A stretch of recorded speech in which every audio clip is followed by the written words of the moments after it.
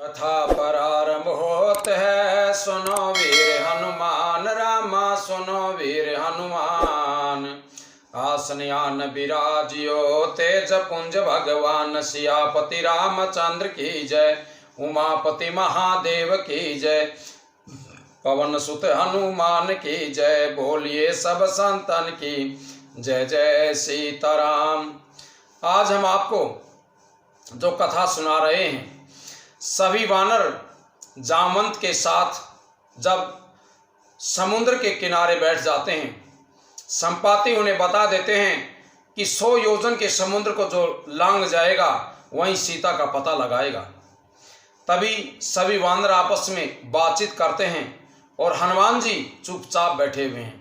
तभी जामवंत जी हनुमान जी को उनके उत्पन्न होने की कथा बताते हैं और उन्हें अपनी शक्ति को याद करने के लिए कहते हैं।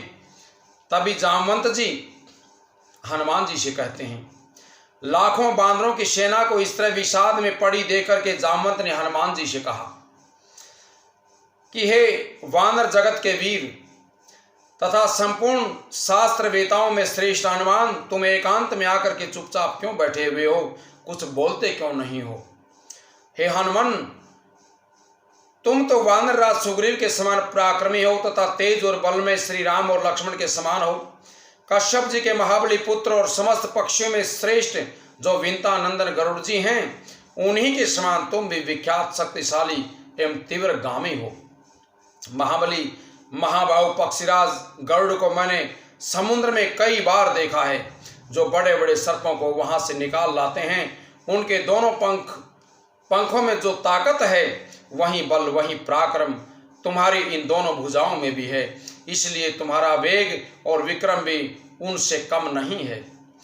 हे वानर शिरोमणे, तुम्हारा बल बुद्धि तेज और धैर्य भी समस्त प्राणियों में सबसे बढ़ करके है। फिर तुम अपने आप को ही समुद्र लांघने के लिए क्यों नहीं तैयार करते। हे वीरवर, तुम्हारे प्रादुर्भाव की कथा मैं तुम्हें याद दिलाता हूं, इस प्रकार से है। एक बार पुंजिक शथला नाम से विख्यात जो अप्सरा है, वह समस्त अप्सराओं में अग्रगण्य है। हे तात, एक समय शापवश वह कपि योनि में अवतीर्ण हुई, वानर योनि में अवतीर्ण हुई। उस समय वह वानर राज महामनस्वी कुंजर की पुत्री इच्छा अनुसार रूप धारण करने वाली थी। इस भूतल पर उसके रूप की समानता करने वाली दूसरी कोई स्त्री नहीं थी। वह तीनों लोकों में विख्यात थी। उसका नाम अंजना था। वह वानर राज केसरी की पत्नी हुई। एक दिन की बात है, रूप और यौवन से सुशोभित होने वाली अंजना मानवी स्त्री का शरीर धारण करके वर्षा काल के मेघ की भांति श्याम कांति वाले पर्वत शिखर पर विचरण कर रही थी और उनकी दृष्टि पवन देव की उनके ऊपर दृष्टि पड़ी। इस प्रकार बलपूर्वक यशस्विनी अंजना के अंगों का अवलोकन करके पवन देवता उनके ऊपर मोहित हो गए। उनके संपूर्ण अंगों में काम भाव का आवेश हो गया। मन अंजना में लग गया। उन्होंने इस अनिंद्य सुंदरी को अपनी दोनों विशाल भुजाओं में भर करके हृदय से लगा लिया। अंजना उत्तम व्रत का पालन करने वाली सती नारी थी, इसलिए उस अवस्था में पढ़ करके वह वहीं घबरा उठी और बोली कि कौन मेरे इस पति व्रत का नाश करना चाहता है। अंजना की बात सुनकर के पवन देव ने उत्तर दिया कि हे सुश्रोणी, मैं तुम्हारे एक पत्नी व्रत का नाश नहीं कर रहा हूं, इसलिए तुम्हारे मन में ये भय दूर हो जाना चाहिए। हे यशस्विनी, मैंने अव्यक्त रूप से तुम्हारा आलिंगन करके मानसिक संकल्प के द्वारा तुम्हारे साथ समागम किया है। इससे तुम्हें बल पराक्रम से संपन्न एवं बुद्धिमान पुत्र प्राप्त होगा। वह महान धैर्यवान, महातेजस्वी, महाबली, महापराक्रमी तथा लांघने में और छलांग मारने में मेरे समान होगा। हे महाकपे, वायु देव के ऐसा कहने पर तुम्हारी माता प्रसन्न हो गई। हे महाबाहो, हे वानर श्रेष्ठ, फिर उन्होंने तुम्हें एक गुफा में जाकर के जन्म दे दिया। बाल्यावस्था में एक विशाल वन के भीतर एक दिन उदित हुए सूर्य को देख करके तुमने समझा कि ये भी कोई फल है, इसलिए उसे लाने के लिए तुम अचानक आकाश में उछल पड़े। हे महाकपे, 300 योजन ऊंचे जाने के बाद सूर्य के तेज से आक्रांत होने पर भी तुम्हारे मन में किसी प्रकार की चिंता नहीं हुई। हे कपीश्वर, अंतरिक्ष में जाकर के जब तुरंत ही तुम सूर्य के पास पहुंच गए, तब इंद्र ने क्रोधित होकर के तुम्हारे ऊपर तेज से प्रकाशित वज्र का प्रहार किया। उस समय उदयगिरी के शिखर पर तुम्हारे हानु यानी ठोडी का बायां भाग वज्र की चोट से खंडित हो गया। तभी से तुम्हारा नाम हनुमान पड़ गया। तुम पर प्रहार किया गया है, ये देख करके गंधवाहक वायुदेव जी को बड़ा क्रोध हुआ। उन प्रभंजन देव ने तीनों लोकों में प्रभावित होना छोड़ दिया, हवा चलना बंद हो गया। इससे संपूर्ण देवता घबरा गए, क्योंकि वायु के अवरुद्ध हो जाने से तीनों लोकों में खलबली मच गई थी। उस समय समस्त लोकपाल कुपित हुए वायुदेव को मनाने लगे।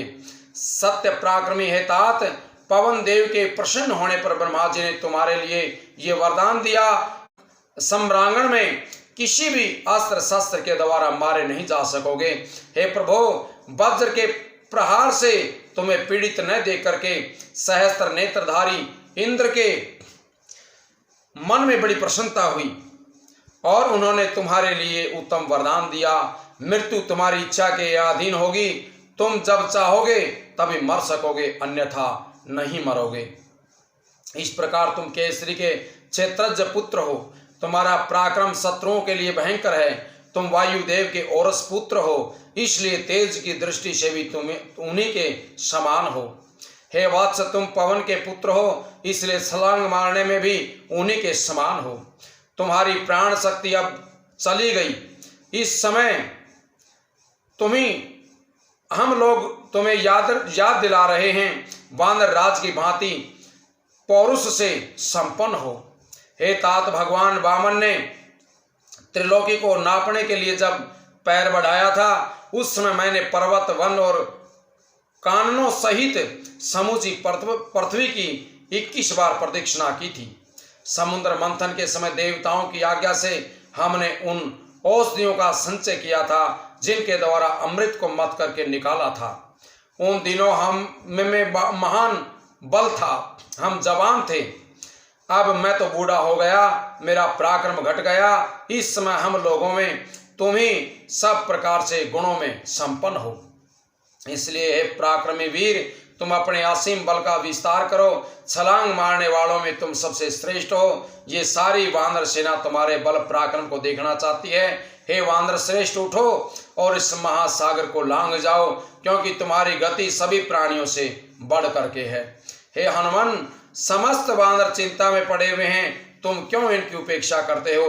हे महान वेगशाली वीर, जैसे भगवान विष्णु ने त्रिलोकी को नापने के लिए 3 पग बढ़ाए थे, उसी प्रकार तुम भी अपने पैर को आगे बढ़ाओ। इस प्रकार वानरों और भालुओं में श्रेष्ठ जामवान की प्रेरणा पा करके कपिवर हनुमान अपने महान वेग पर विश्वास हो गया। उन्होंने वानर वीरों की इस सेना का हर्ष बढ़ाते हुए उस समय अपना विराट रूप प्रकट कर लिया। बोले सियापति रामचंद्र भगवान की जय।